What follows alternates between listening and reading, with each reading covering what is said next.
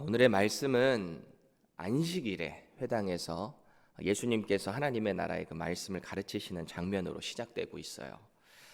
많은 사람들이 주님이 말씀하시는 이 하나님의 나라에 대해서 즐겁게 듣고 그 말씀에 귀를 기울이고 있는 모습일 텐데, 그 무리 가운데 상당히 뭔가 좀 고민도 많고 고난스러워하는 한 여인의 모습이 우리의 눈에 들어오고 있습니다. 이 여인은 보니까 18년이라는 긴 시간 동안에 귀신이 묶여 있는 것도 모자라서 이 등이 굽어서 펴지 못하는 그런 곱추의 삶을 살아가고 있는 아주 불쌍한 여인의 모습입니다. 얼마나 불편했을까요? 우리도 가끔 이렇게 종종 무거운 거 들다가 허리 약간 삐끗하면은 며칠 동안 움직이지도 못하고 얼마나 활동이 불편해요. 그렇게 18해 동안 살았다라는 거죠. 일상생활이나 가능했겠어요? 오늘 회당에 이렇게 그녀가 나와 있는 모습을 보니까 짐작하기는 그 전에도 이 회당 자리나 어떤 은혜의 자리에 찾아와서 자기의 병이 낫기를 얼마나 하나님께 간구를 했을까요? 그의 기도가 오늘 하나님께 응답되는 그런 모습을 우리는 보게 되는데, 예수님의 소문이 이 여인에게 한 줄기의 빛이 되었을 거예요. 그분을 만나게 되면 병고침을 받게 될 것이다, 그런 소문이 그렇게 또 받은 사람들의 일들이 귀에 들어왔겠죠. 이미 수많은 사람들이 병고침을 받았고 예수님께 나와서 그 하나님의 나라의 말씀을 듣고 있습니다. 그래서 그녀가 오늘도 이 회당의 자리에 나와 있었겠죠. 얼마나 많은 사람들이 예수님을 따랐어요. 그래서 그 회당의 자리에 한 자리를 앉기 위해서 비집고 들어가서 자리를 마련하게 된 거죠. 그리고 이내 그녀는 예수님의 눈에 들어오게 된 것입니다. 12절 보세요. 예수님은 그런 그녀를 먼저 보셨어요. 먼저. 그리고 그녀를 부르셨습니다. 그 많은 사람들 중에서 특별히 보시고 인격적으로 만나주신 것입니다. 이미 지난 수년 동안 하나님께 간절히 기도했었을 법한 그녀의 기도가 응답됐어요. 병으로부터 해방을 선포하시는 예수님의 모습입니다. 그리고는 모두가 멸시하고 투명인간 취급했던 그녀에게 직접 손을 얹으시고 안수하세요. 그러니까 지난 18년 동안 굽어 있었던 그 등이 쫙 펴지는 기적의 역사를 체험하게 됩니다. 이 여인이 얼마나 깜짝 놀랐을까요? 그렇게 간절히 기도했는데 안 됐던 일이 예수님을 탁 만나고 나니까 등이 쫙 펴진 거예요. 예수님을 바라보면서, 주변 사람들을 바라보면서 제 등이 정말 펴졌어요. 하나님 감사합니다. 감사합니다. 그렇게 팔짝팔짝 뛰지 않았겠어요? 감사해서. 회당에서 그 모습을 함께 보고 있던 주변 사람들도 깜짝 놀랐을 거예요. 소리를 지르면서 이건 정말 기적이라고, 저분이 정말 능력자라고, 메시아일지 모른다고, 그런 일들이 일어났을 거예요. 얼마나 감사한 일이에요. 그렇게 다들 놀라서 기뻐하고 감사하고 있는 그 순간에 화난 사람이 한 명 등장하고 있습니다. 그 사람은 바로 그 현장인 회당을 책임지고 있는 회당장이었어요. 그런데 그는 왜 이렇게 화가 났을까요? 분이 가득 차 있다라고 이야기하고 있는데 14절을 세 번역으로 봅니다. 그런데 회당장은 예수께서 안식일에 병을 고치신 것에 분개하여 무리에게 말하였다. 일을 해야 할 날이 엿새가 있으니 엿새 가운데서 어느 날에든지 와서 고침을 받으시오. 그러나 안식일에는 그렇게 하지 마시오. 그래요. 참 비정하고 냉정한 모습입니다. 여기서 그가 말하고 있는 일을 해야 할 날, 이게 무슨 말이죠? 이 병고침 역시 일에 들어간다라는 거죠. 그래서 안식일에 일하면 안 된다. 그거 이야기하고 있는 거예요. 그러니까 병고침 받고 싶으면 안식일 빼고 다른 6일에 와서 그 일을 하라는 거예요. 이 뉘앙스를 가만히 보니까 너무 당당하지 않습니까? 이 회당장 너무 당당해요. 마치 오늘과 같은 이런 병고침의 기적이 그전에도 이 회당에서 아주 흔하게 일어났던 것처럼 그렇게 이야기하고 있는 것 같아요. 메시아로 오신 예수님이니까 이런 표적이 일어난 건데, 마치 그 회당이 병고침 받는 어떤 용한 자리인 것처럼 말을 하고 있는 것 같아요. 큰 착각을 하고 있는 거죠. 메시아의 표적 되시는 예수님에는 안중에도 없습니다.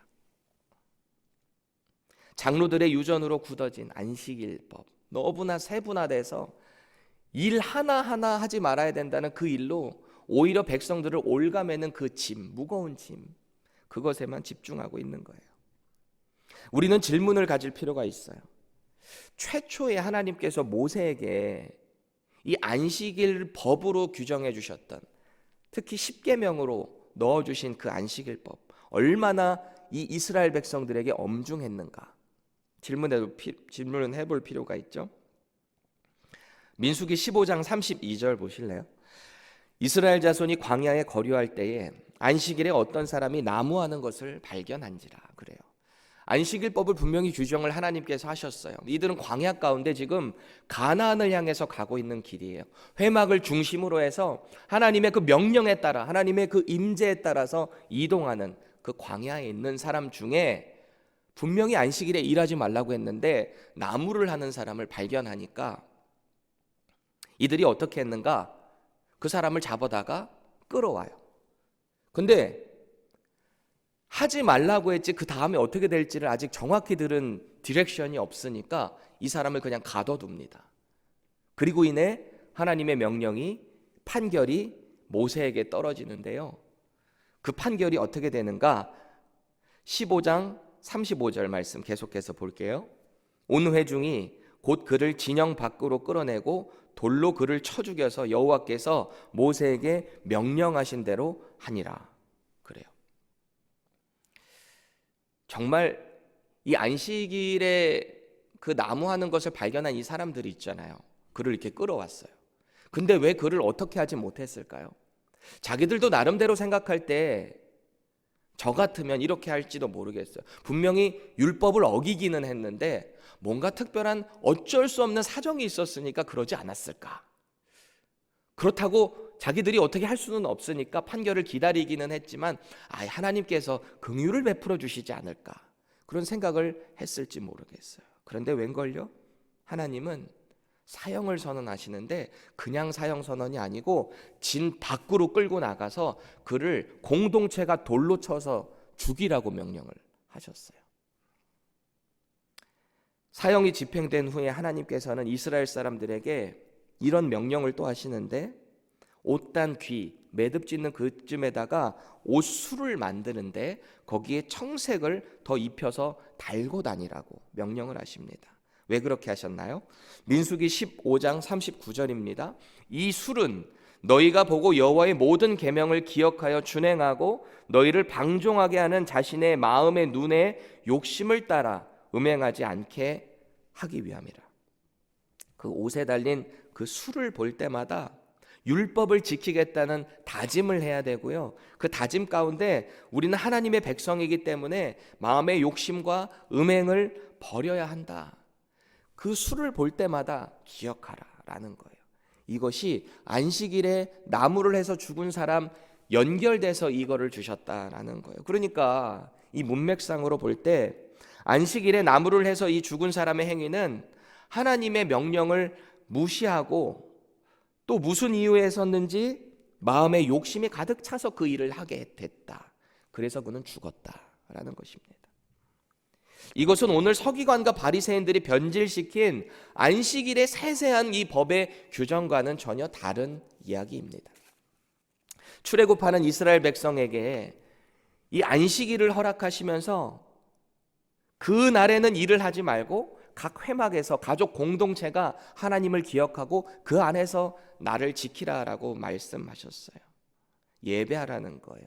그 안에서 하나님을 기억하고 출애굽하게 하신, 인도하시는 하나님을 온전히 찬양하라라는 의미였어요. 동시에 하나님께서 그들의 일거수일투족을 다 관찰하시고 책임지신다라는 의미가 이 안식일에 다 들어가 있는 거예요. 단편적인 예로 하나님께서는 광야에서 매일매일 하루의 양식인 만나를 주셨어요. 이 만나라는 것은 다음 날에 먹을 것까지 괜히 저장했다가는 다음 날에 상해서 먹을 수가 없었어요. 그런데 안식일 전날에는 안식일 것까지 모을 수 있게 허락하셨어요. 정말 신기하게도 안식일에 그 만나가 상하지 않아요. 무슨 의미인가요? 안식일에 일을 하지 않아도 내가 너희들의 모든 것을 책임지겠다, 내가 너희들을 먹이겠다라고 하는 하나님의 약속의 말씀인 것이죠. 그런 상황에 나무 베는 일을 했으니 하나님의 명령을 거역한 거죠. 동시에 인생을 책임지시겠다, 인도하시겠다는 하나님의 그 말씀을 거역하게 된 것입니다. 불신한 거죠. 그래서 그는 죽게 됐던 거예요. 그러니 이런 사례를 잘 알고 있었던 이 종교 지도자들, 예수님 시대의 그 지도자들이 안식일법을 더 상세하게, 더 복잡하게 규정을 지은 것입니다. 이들이 확장시킨 안식일법의 핵심은 하나님께서 왜 안식일을 주셨는가에는 관심이 없어요. 왜 이 정신을 가지고 안식일에 일을 하지 말아야 되는 것이 아니라 어떻게 하면 안식일에 일을 하지 않을까, 이 일에만 집중이 되어 있는 것입니다. 마치 바늘도둑이 소도둑 된다라고 하니까 평생에 바늘하고 소를 가까이 안 하려고 하는 것과 똑같은 거예요. 오늘 화난 이 회당장의 반응을 다시 한번 보세요. 14절입니다. 회당장이 예수께서 안식일에 병 고치는 것을 분내어 무리에게 이르되, 그래요. 회당장이 분을 내고 있는 대상이 조금 이상하지 않아요? 원칙상으로 하면 지금 이 회당장은 누구한테 화를 내야 하죠? 예수님께 화를 내야 돼요. 그런데 엉뚱한 그 주변에 있는 사람들이 그에게 화를 내고 있는 거예요. 무리들에게. 아마도 예수님의 능력 앞에 어떤 신적인 권위를 느꼈겠죠.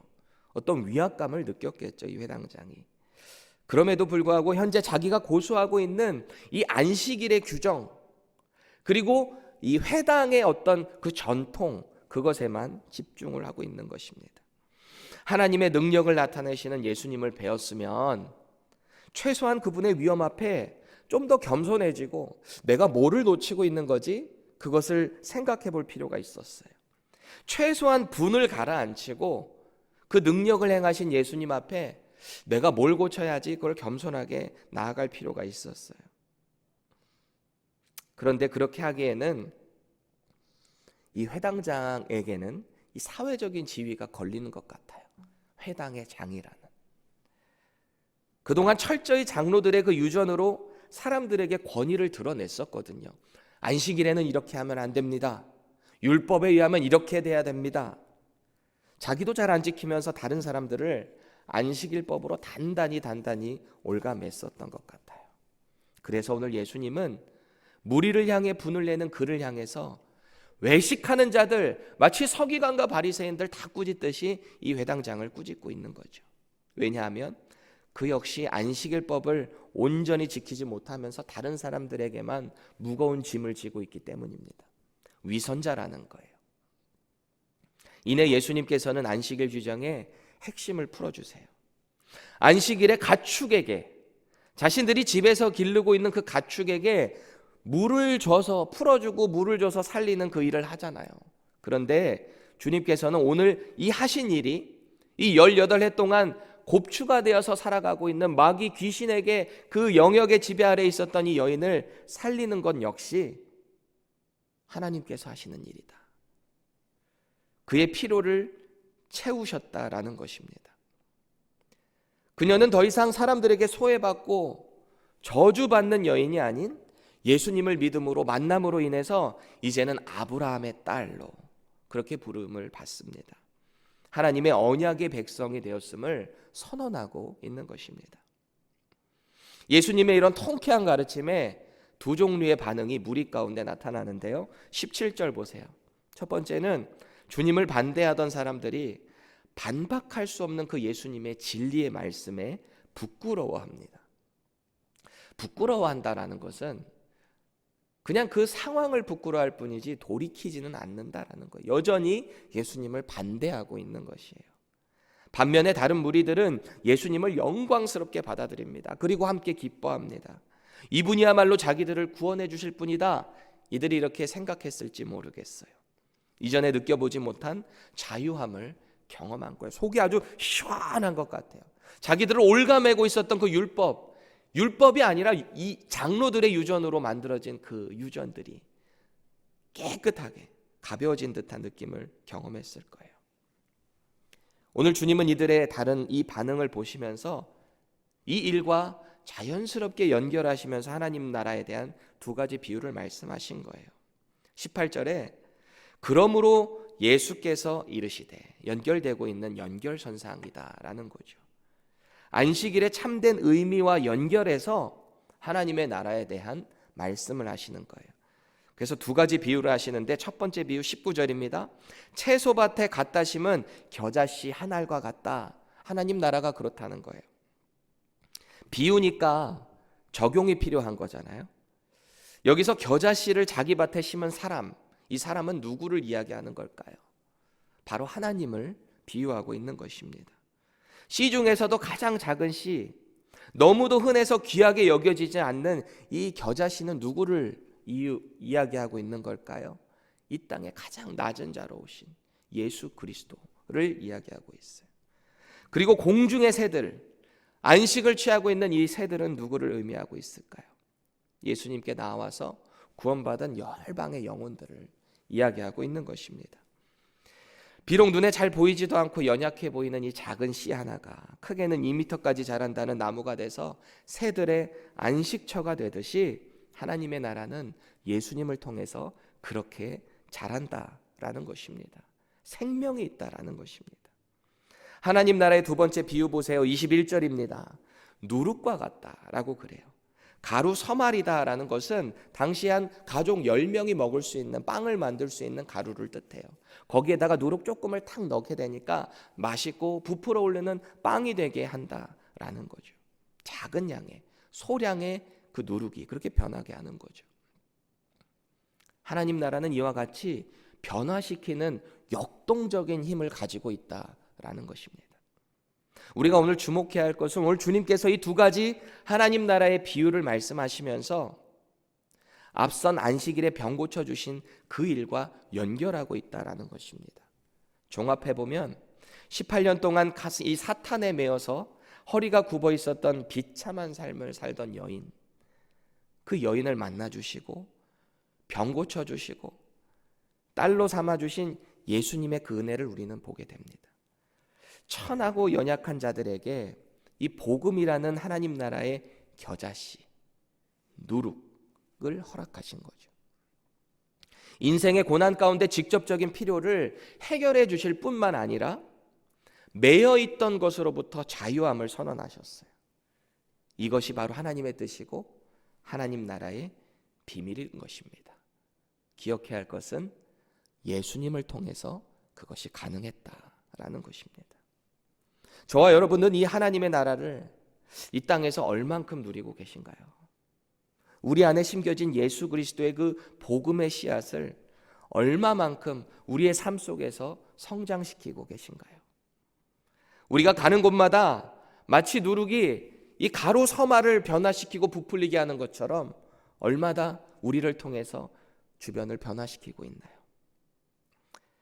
오늘 예수님께서는 우리에게 이렇게 말씀하시는 것 같아요.